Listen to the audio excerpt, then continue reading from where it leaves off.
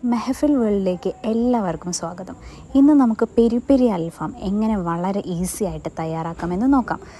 ഇത് റെസ്റ്റോറൻറ്റിൽ കിട്ടുന്ന അതേ രുചിയിലാണ് നമ്മൾ ഇന്നിവിടെ തയ്യാറാക്കുന്നത്.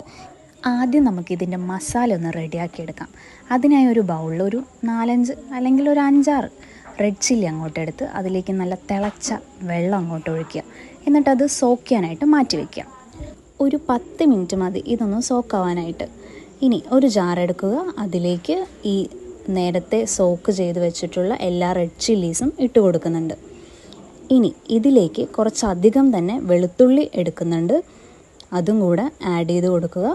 അതിനുശേഷം നല്ല ഫ്രഷ് മല്ലിത്തഴ അത് ഒരു പിടി ഇടുന്നുണ്ട്. അതും കൂടെ ഇട്ടതിന് ശേഷം ഒരു സ്പൂൺ മുളക് പൊടിയും കൂടെ ചേർക്കുന്നുണ്ട്. അതും പിന്നെ ആവശ്യത്തിന് ഉപ്പും ചേർത്ത് 2 പീസ് ചെറിയുള്ളിയും കൂടെ ആഡ് ചെയ്യുന്നുണ്ട്. ഇനി ഇതിലേക്ക് ഒരു 1/2 സ്പൂൺ ജീരകവും അതേപോലെ 1/2 സ്പൂൺ കുരുമുളകും ചേർത്ത് പിന്നെ 1 സ്പൂൺ ഓയിലും കൂടെ അവസാനമായിട്ട് ആഡ് ചെയ്ത് നന്നായിട്ട് അരച്ചെടുക്കുക. ഇതുപോലെ. പക്ഷേ ഇപ്പോഴാണ് ഒരു കാര്യം ഓർമ്മ വന്നത്, ലെമൺ ജ്യൂസ് ആഡ് ചെയ്തിട്ടില്ല. അത് വിട്ടുപോയി. അപ്പോൾ നമ്മൾ ഒരു സ്പൂൺ ലെമൺ ജ്യൂസും കൂടെ ആഡ് ചെയ്ത് ഒന്നുകൂടെ അടിച്ചു. ഇനിയാണ് നമ്മുടെ മെയിൻ പരിപാടി. ഒരു 1/4 പീസ് വരുന്ന രീതിയിൽ ചിക്കൻ മുറിച്ച് തലങ്ങും വേലങ്ങും തല്ലിക്കൊടുക്കുന്നുണ്ട്, ഒന്ന് സോഫ്റ്റ് ആവാനേ. ഇനി മസാല എല്ലാവിടെയും എത്താനായിട്ട് അങ്ങോട്ടും ഇങ്ങോട്ടുമൊക്കെ കത്തി കൊണ്ട് കീറി കൊടുക്കുന്നുണ്ട്.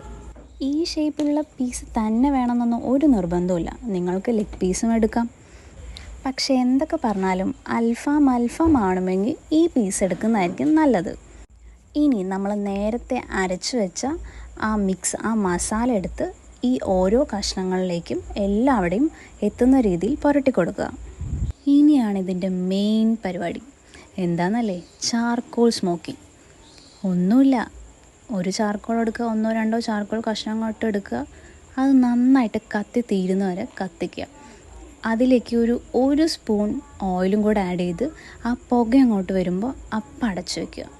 ഒരു 2-3 മിനിറ്റ് അങ്ങോട്ട് അടച്ചു വെച്ച് തുറക്കുമ്പോഴേക്കുണ്ടല്ലോ ഒരു സ്മോക്കി ഫ്ലേവർ അൽഫാമിന് കിട്ടും. ഇനി ഇതങ്ങോട്ടൊരു 4 മണിക്കൂർ, മിനിമം 4 മണിക്കൂറെങ്കിലും അതായത് ഫ്രീസറിൽ കയറ്റി വയ്ക്കുക. ഇനി ഒരു പാൻ എടുത്ത് ചൂടായതിന് ശേഷം ആവശ്യത്തിന് ഓയിലും ഒഴിച്ച് നമ്മൾ നേരത്തെ ഫ്രീസറിൽ നിന്നും എടുത്ത ഈ ചിക്കൻ പീസസ് ഓരോന്നായിട്ട് ഫ്രൈ ചെയ്തെടുക്കുക. അപ്പോൾ ഫൈനലി റെസ്റ്റോറൻറ്റിൽ കിട്ടുന്ന അതേ ടേസ്റ്റുള്ള അൽഫാം ഇവിടെ റെഡി ആയിരിക്കുകയാണ്. Thank you for watching.